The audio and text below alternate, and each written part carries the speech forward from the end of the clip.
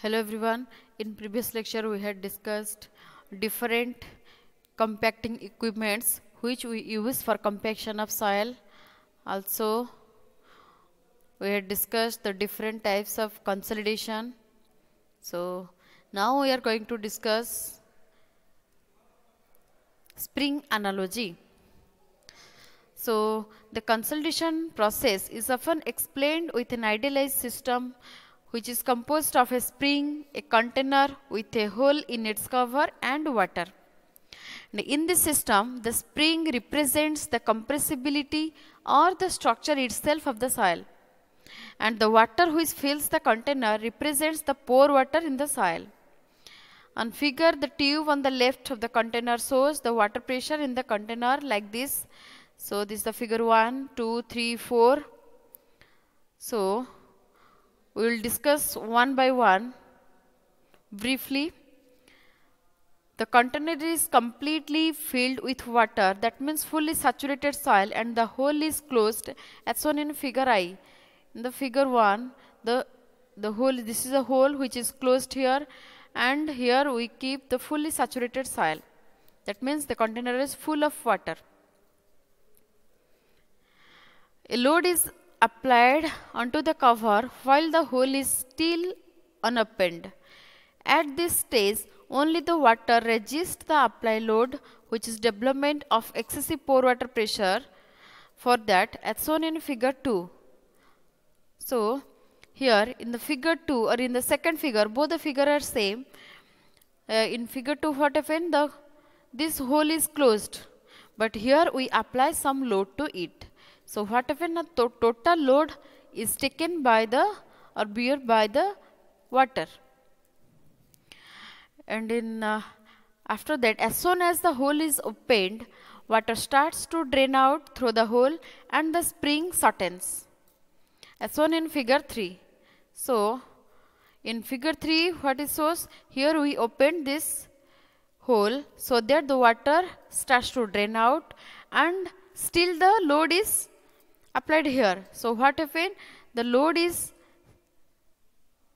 taken by the spring, starts to taken by the spring as the water starts to drain out. After some time, the drainage of water no longer occurs. Now the spring alone resists the applied load. So what happened in the figure? Figure 4 shows what happened. The water continues to drain out up to some limit. After that, it does not drain out. Again here, the total load is taken by the spring, and obviously the spring shortens its length as comparison to previous one. So the end of consolidation as shown in figure IV. So the total consolidation process occurs in figure 4. This figure 1, 2, 3, 4 shows how the consolidation occurs in the field actually. So this is the spring analogy by which we can analyze the consolidation process. So next is effect of stress history on consolidation. So based on the stress history, soils are of following types: normally consolidated soil, over consolidated soil, and under consolidated soil. So let us describe one by one. So first is normally consolidated soils. It is a soil deposit that has never subjected to a vertical effective stress greater than the present vertical stress. And the present effective overburden pressure here equal to the maximum pressure the soil has been subjected to in the past. This is the normally consolidated soil.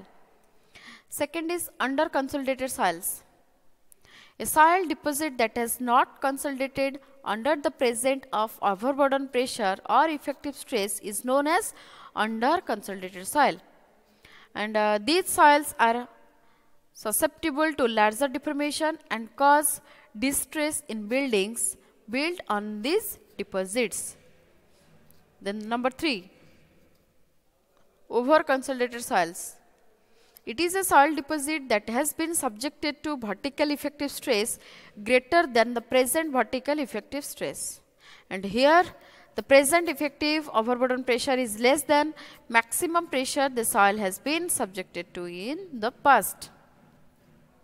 So these are the types of consolidated soils.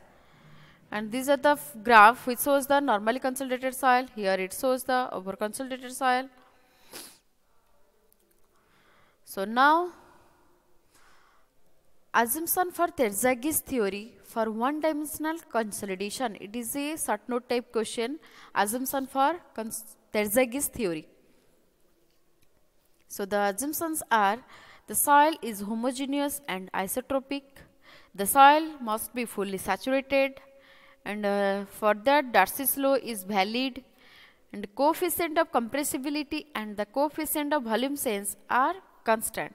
So these are the assumptions for Terzaghi's theory for one-dimensional consolidation. Next assumption is coefficient of permeability is constant during the entire period of consolidation, and a consolidation takes place only in axial direction. Here excess pore water drains in vertical direction. Next is determination of coefficient of consolidation. Its notation is CV.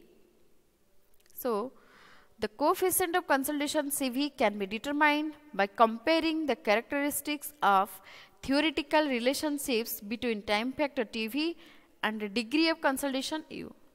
So mathematically we can represent it like this: CV equal to TV into D square by T, where its unit is meter square per second, or centimeter square per second, or millimeter square per second,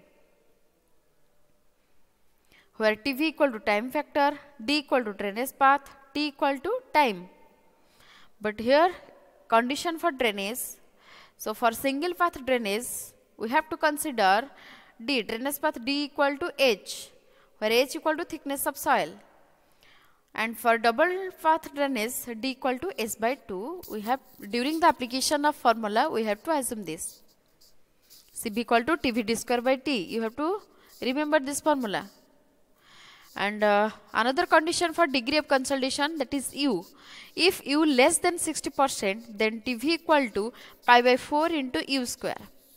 And if greater than 60%, then you have to apply the formula TV equal to 1.7813 minus 0.9332 log base 10 100 minus U percentage. So this is another formula. Then formula for U. U equal to rho by rho F into 100, where rho equal to settlement of soil and rho F equal to final settlement of soil. And another formula for CV. CV equal to K by MV into gamma W, where K equal to coefficient of permeability, MV equal to volume change, gamma W equal to unit weight of water. And where MV, volume change, MV equal to, formula is AV by 1 plus E0.